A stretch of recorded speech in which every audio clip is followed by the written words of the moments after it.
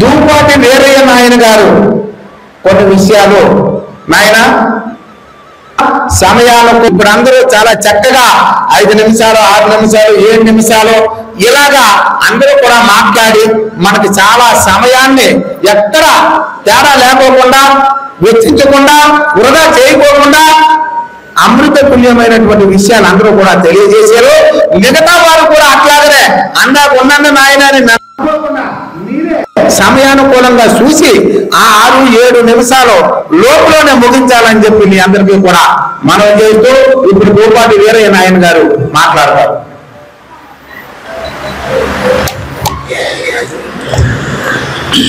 జై అచల సద్గురు ప్రభు మహారాజుకు జై.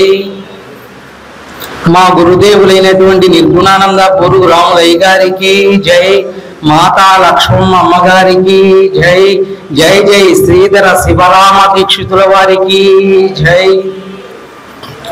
సభ అధ్యక్షులు వారైనటువంటి శ్రీ శ్రీ శ్రీధర శివరామ దీక్షిత అచల సిద్ధాంత ప్రబోధ అఖిల భారత ప్రచార కమిటీ జాతీయ అధ్యక్షులు వారు శ్రీ శ్రీ చౌడిపల్లి రమణ దేశికేంద్ర వారికి నా ద్వాదశి నమస్కారాలు తెలియజేస్తున్నాను. అట్లాగే వేదిక మీద అలంకరించినటువంటి సద్గురువులందరికీ పేరు పేరున నా ద్వాదశి నమస్కారాలు తెలియజేస్తున్నాను.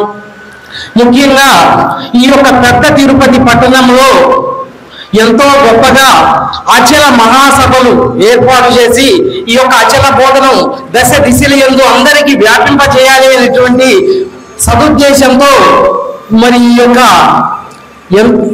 అనేకమైనటువంటి రాష్ట్రాల నుంచి దూర ప్రాంతాల నుంచి గురువుల్ని ఒక చోటకు ఆహ్వానించి ఈ యొక్క అచల మహాసభలు ఏర్పాటు చేసినటువంటి నిర్భయానంద మోహన స్వాములు వారి యొక్క పాద పద్మములకు నా ద్వాదశి నమస్కారాలు తెలియజేస్తున్నాను. మనము అందరము కూడా ఒక లక్ష్యంతోనే సద్గురువును ఆశ్రయించాము. హలో హలో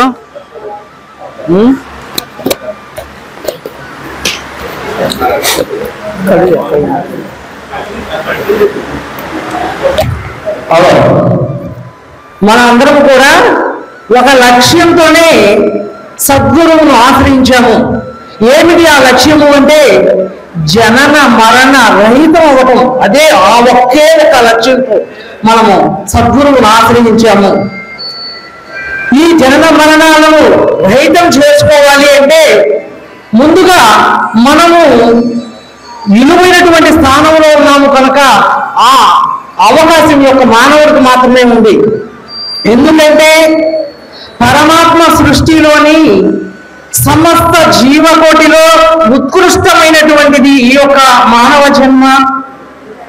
ఈ మానవ జన్మ విలువైనటువంటిది, చాలా గొప్పది అనేటటువంటి విషయం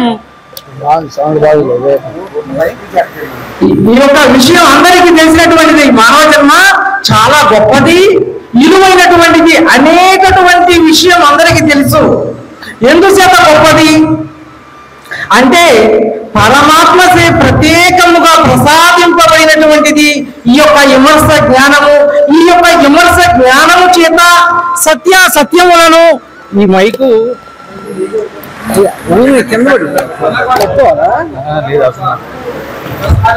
ఈ యొక్క విజ్ఞానం చేత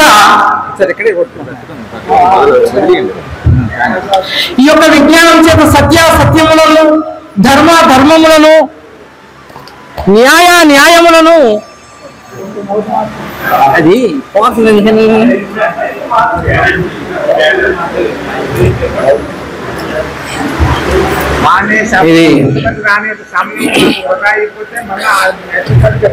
ఎందుకంటే మనకు ఒక విజ్ఞానం అనేది ఉంది. ఏమిటే విజ్ఞానం? సత్యములను ఊరినే పోతుంది ఇది. సరే సరే వినపడదని గుర్తుపెట్టుకుంటాలి. ఇప్పుడు సత్యములను ధర్మములను న్యాయములను విచారణ చేసి ఆ సద్గుణములను అవలంబించగల ప్రజ్ఞ బాటవాలు మానవునికి మాత్రమే ఉన్నాయి. ఇతర జీవులలో లేనటువంటి తెలివి, విశిష్టత, వివేకము మానవునికి మాత్రమే వశమై ఉన్నది. ఇది ఒక జన్మలో చేసినటువంటి పుణ్యము కాదు, ఎన్నో జన్మల పుణ్య ఫలమనే మూల్యమును చెల్లించి జీవుడు మానవ జన్మకు వస్తూ ఉన్నాడు. అట్లా మానవ జన్మకు వచ్చిన వారందరూ కూడా అచల పరిపూర్ణ సద్గురువులను ఆశ్రయిస్తూ ఉన్నారా? ఆశ్రయించటం లేదు. ఏ కొద్ది మంది సద్గురువును ఆశ్రయిస్తూ ఉన్నారు. ఆ కొద్ది మందిలో కూడా నూటికి కోటికి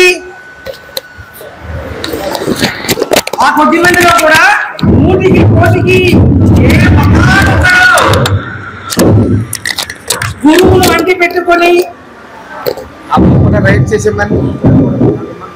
ఆ కొద్ది మందిలో కూడా ఏ ఒకానొకడు అంటే నూటికి కోటికి ఏ ఒకానొకడు గురువును అంటి పెట్టుకొని చతుర్విధ శుశ్రూషలు ఆశ్రయించి సంశయ రహితుడై జన్మ సాఫల్యాన్ని పొందుతున్నాడు. అందుకే భాగవత కృష్ణదేశ ప్రభు స్వామి వారు చెప్తారు, ఇటువంటి వారిని సాధన సంపత్తి యుగల సాధకుడొక నరుడు ఘోర సంసారమునన్ బాధపడలేకన్ తన పుణ్యోదయ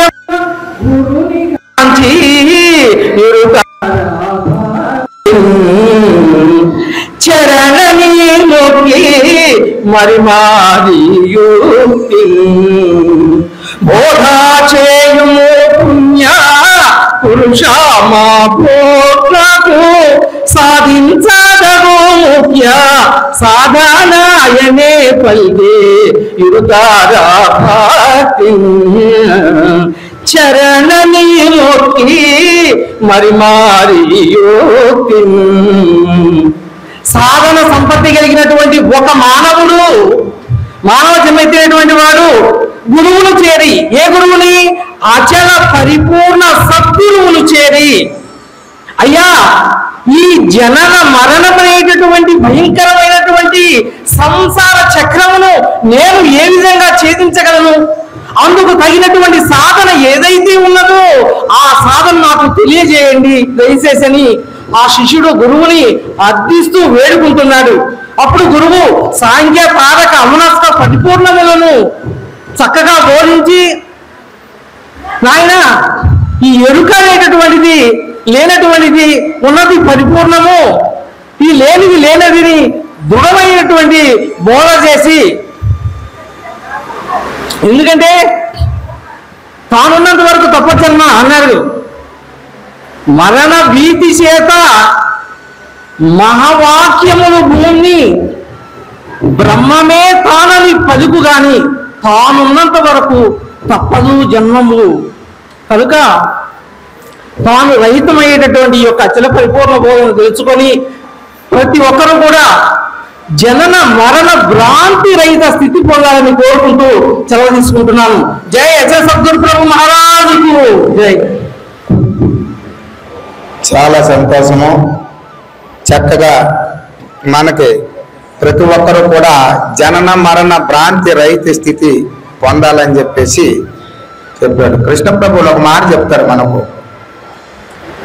విధి మీరి విధిద్దున్నదే పనిబడి ప్రార్థించనేల స్పర్శము ననిమిట్లనే స్వర్ణము జయమనే తనకై దానమును చెన్ని దానమందుంటే తెలుపుడియాలో వాన మిగుంటే మనమీ చేసునే పాలెం మనలేదా తల్లికి తనకై దానిచ్చును దయచేసి తాసన్ని దానమందుంటే తెలుపుడియాలో వాన మిగుంటే. ప్రతి ఒక్కరికి కూడా జనన మరణం అన్నటువంటి భ్రాంతి తొలగాలి అంటే మనం ఎక్కడ ఉండాలి? గురువు చెంతన ఉండాలి. గురువు చెంతన ఎవరైతే ఉంటారో వారికి చెప్పాడు, విని మీరివి దిద్దుండేది పనిపడి ప్రార్థించనేలా. స్పర్శము ఇనుమిట్లనిగానే ఇనుమిని స్పర్శ వ్యాధి దగ్గరికి వెళ్ళి నన్ను బంగారం చేయని అడగక్కర్లేదు. స్పర్శ వ్యాధి అది ఉంటే అక్కడ ఆ ఇనుముకి తగిలితే అది బంగారం అయిపోతుంది. అలాగే గురువు కృప నీకు లభ్యమవుతే ఆ గురువు యొక్క స్పర్శ నువ్వు తాకి ఆ గురువు కృప నీకు లభ్యమైంది అనుకో, ఏదైతే జనన మరణం అన్నటువంటి ప్రాంతం ఉందో అది సునాయాసంగా తొలగేటటువంటి మార్గము ఆ గురువుడు తెలియజేస్తాడు.